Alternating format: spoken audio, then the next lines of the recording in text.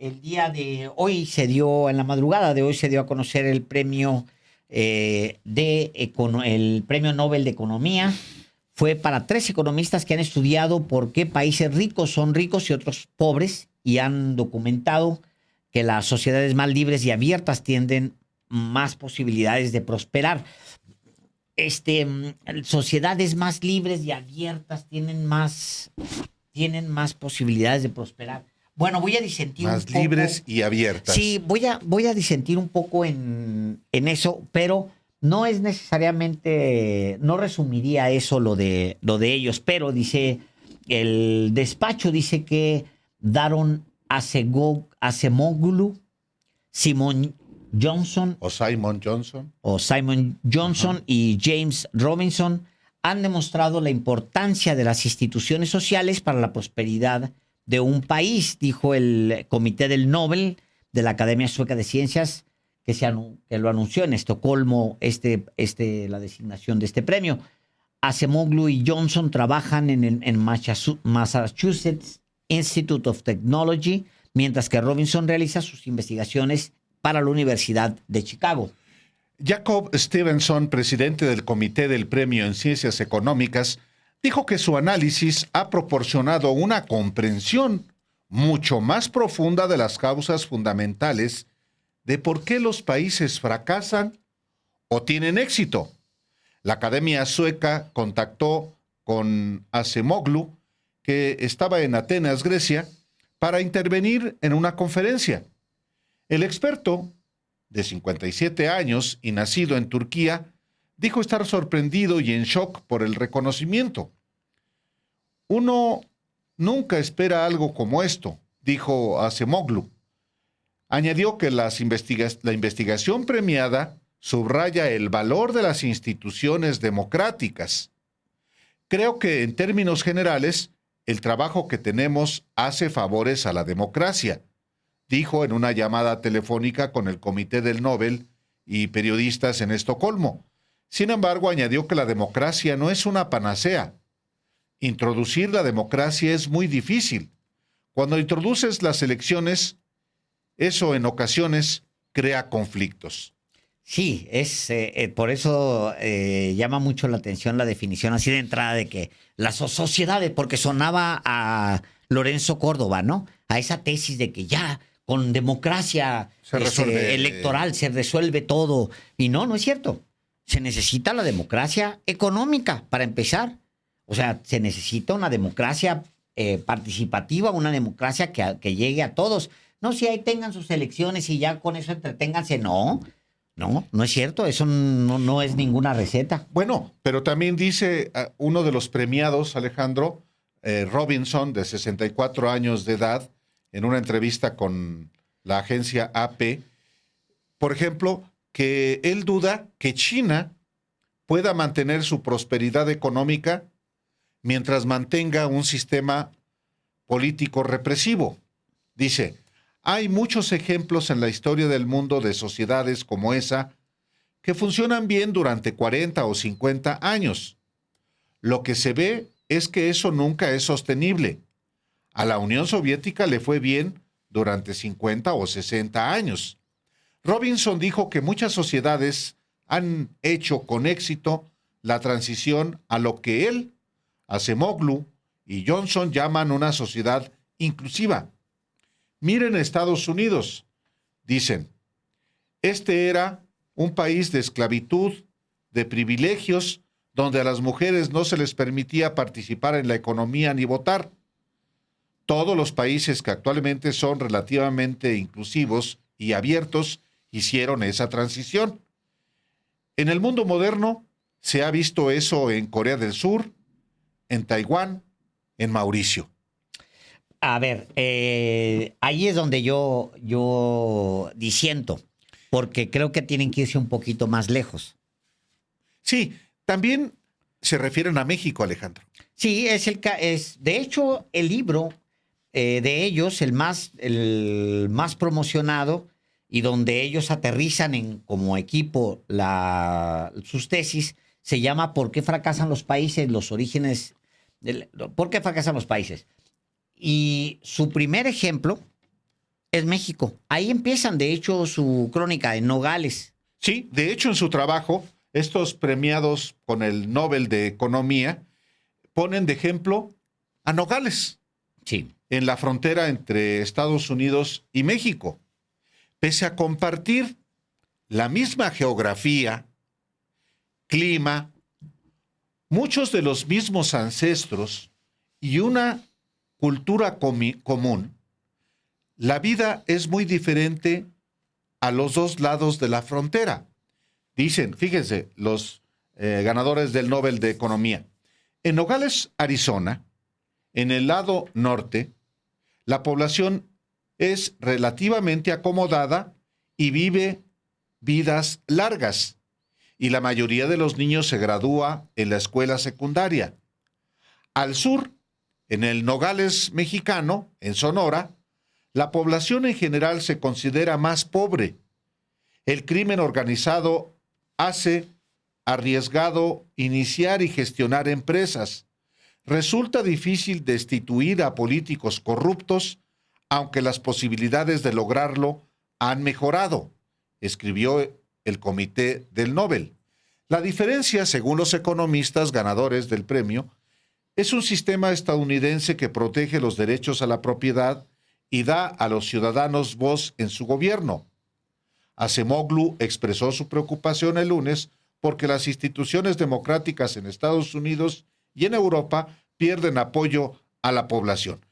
Pero vaya, el libro al que se hace referencia se publicó en 2012, no como lo quieren hacer creer muchos hoy, como si estuviera retratando el México de hoy, Alejandro. Es correcto. La investigación que los lleva a tiene 15 años, la investigación. Sí, es de 2012. Se publica el libro 2012. Se publica en 2012. O sea, ellos se habrán aventado, no sé, 5 años en recorrer, porque es un libro que camina por todo el mundo. O sea, analiza una buena parte de Egipto, analiza una buena parte de Oriente Medio, analiza Asia y analiza algunas otras economías, la argentina, la mexicana, por ejemplo, Brasil, le da sus peinadas a Estados Unidos, Gran Bretaña, obviamente se entiende por el origen incluso de ellos mismos, y a Europa. Y lo hacen, yo creo que les falla en un pequeñísimo detalle. La idea de bienestar de Estados Unidos, esta idea y de otras naciones, pero vamos a concentrarnos en Estados Unidos, la idea de bienestar de Estados Unidos, de este sueño americano, necesariamente incluye necesariamente la explotación de otros países. Necesariamente. Tú no puedes mantener esa economía sin robarte el petróleo de Oriente Medio, sin robarte el oro de África, sin tener esclavos durante un periodo largo de tiempo y luego tener migrantes a los que no reconoces como mano de obra barata dentro de tu propio territorio. Correcto. O sea, no puedes mantener pues ese sueño americano si no tienes a quién explotar. Entonces, les falla esa parte. No hay un reconocimiento de que esos países han hecho fortuna, no porque hay los modelos democráticos de libertad, sí, adentro, y entre blancos. Entre blancos. Porque hoy mismo Estados Unidos, por ejemplo, a mí siempre me ha parecido que el día que Estados Unidos realmente muestre en su Congreso, en su Senado,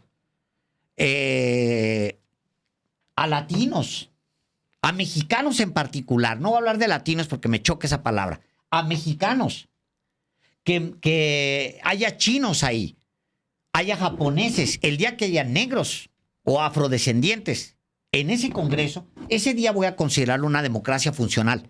Mientras no.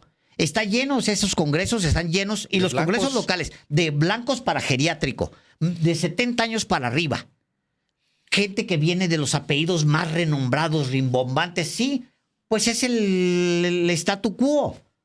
O sea, le falta, digamos, a estos economistas centrales esa parte, porque eso no se premia, Álvaro. Eso no recibe premio Nobel. Si se meten a criticar todo lo que ha significado fundar esos imperios, eso no va a recibir un premio Nobel. Pero órale, vamos a conceder. Hay una experimentación interesante en el libro. A ver, me detengo, te interrumpo, Alejandro, por una razón muy simple para que usted entienda. Yo no he leído ese libro, pero Alejandro Páez Varela sí. Y antes de empezar, los periodistas platicamos precisamente sobre aspectos del libro que nos conciernen como mexicanos. Sí.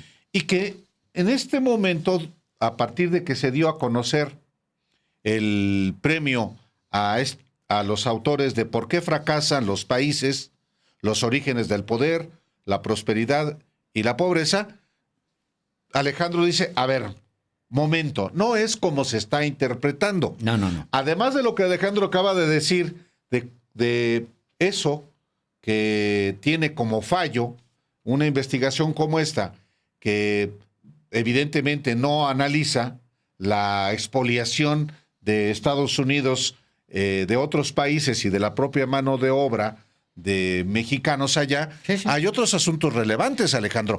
Y hay que ubicar el tiempo de la investigación. Es Sí, un sí. libro que aparece en 2012. Importante. A ver, mira, algunos detalles, porque me llamó mucho la atención y no me gusta responderle ni en Twitter, ni lo hice en Twitter, ni en ningún sentido a Denise Dresser, porque ahora se volvió un deporte de las televisoras poner como fórmula de éxito a Denise Dresser con algún jovencito más hábil verbalmente que la agrede y entonces se convierte en un éxito en las redes sociales, el recortito, ¿no?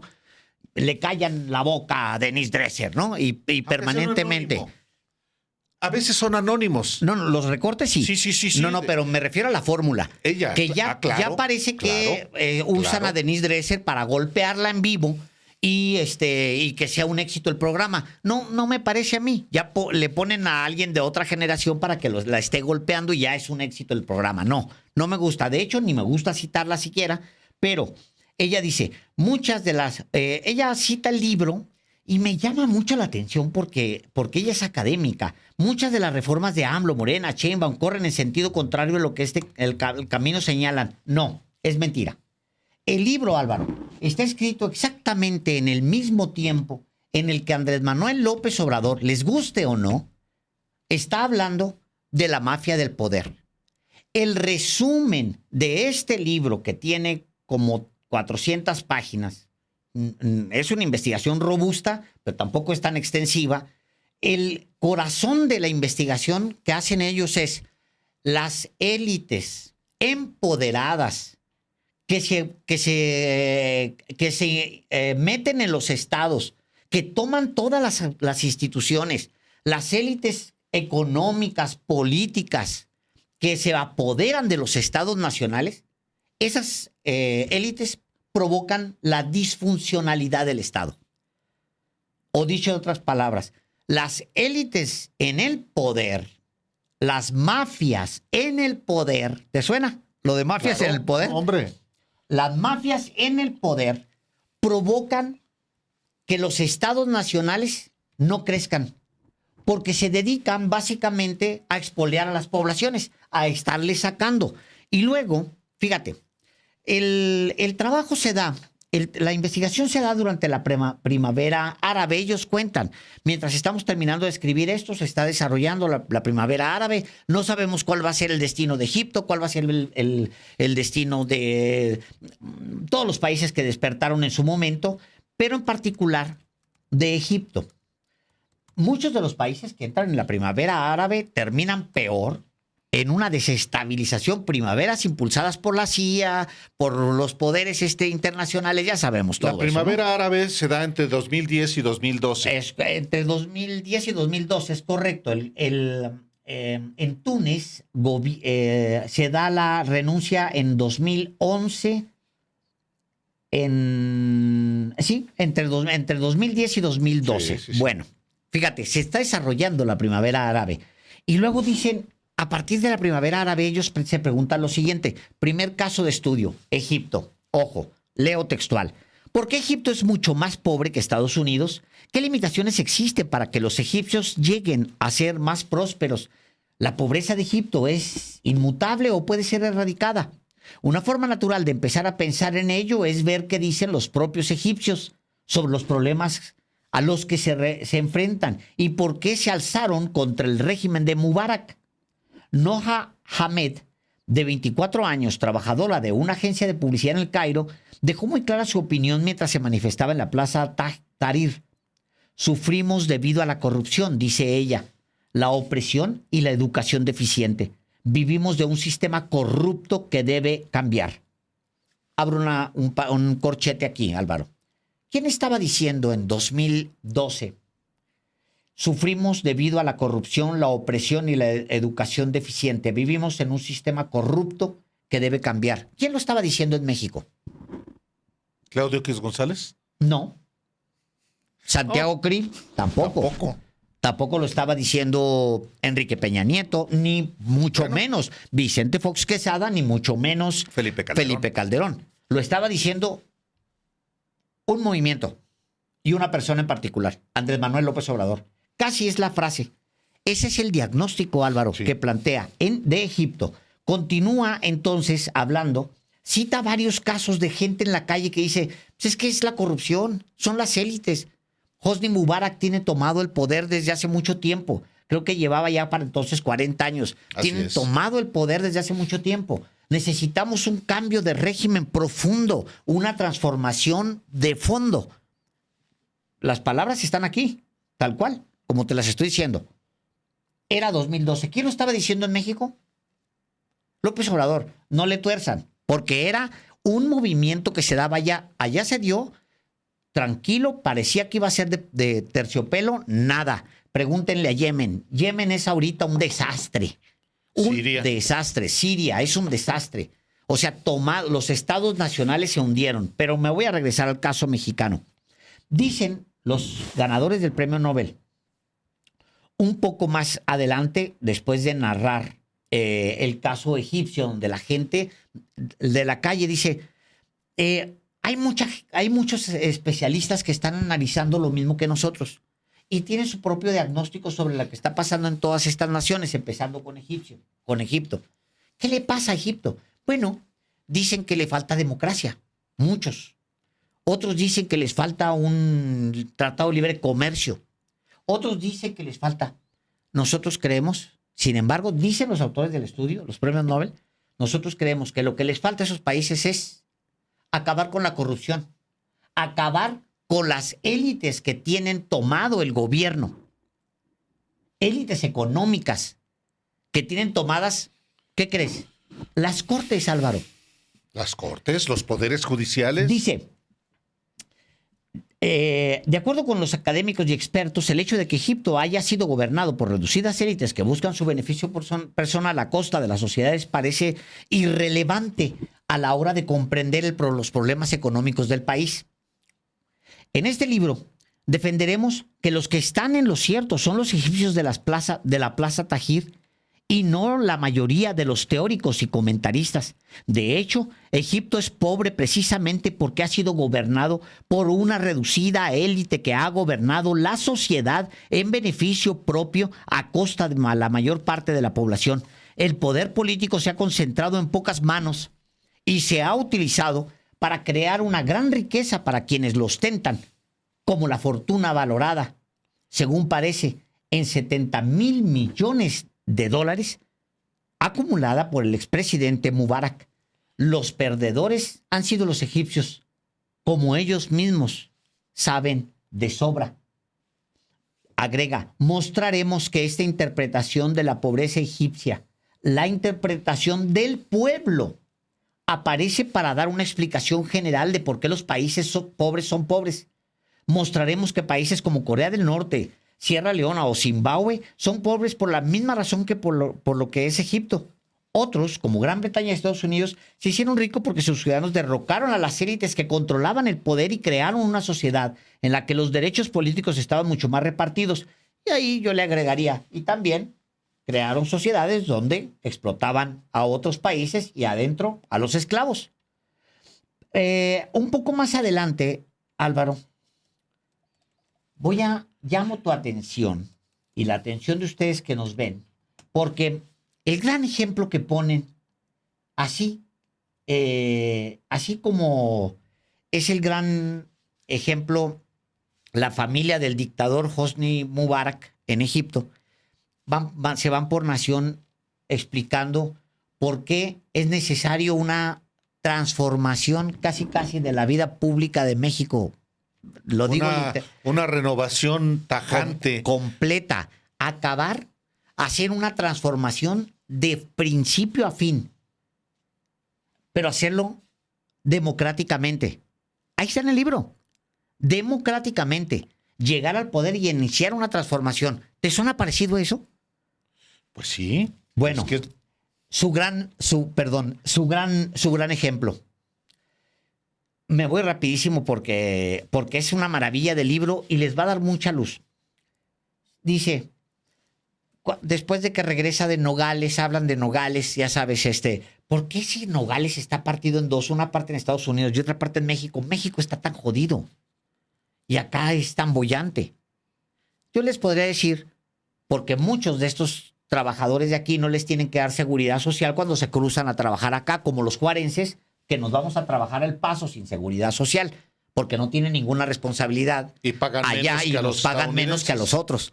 Pero bueno, vamos a decir, es porque estos, pues bueno, tienen un sistema con más oportunidades, está bien, y estos menos oportunidades. Habla del PRI que gobierna aquí, para que vean ustedes qué tan desactualizado es el texto. Pero lo interesante es que agarra dos ejemplos. Al mismo tiempo que agarra los dos Nogales, agarra Bill Gates y agarra Carlos Slim. Bill Gates dice, bueno, Bill Gates lo que hace es innovar, generar un mundo nuevo a partir de crear, de imaginar. En tanto, Slim, ahí va textual. En México, dice textual, Carlos Slim no ganó dinero mediante la innovación. Al principio destacó en negocios bursátiles y en compras y modernización de empresas que no eran rentables. Su golpe maestro fue la adquisición de Telmex, el monopolio de telecomunicaciones mexicano que fue privatizado por el presidente Carlos Salinas en 1990.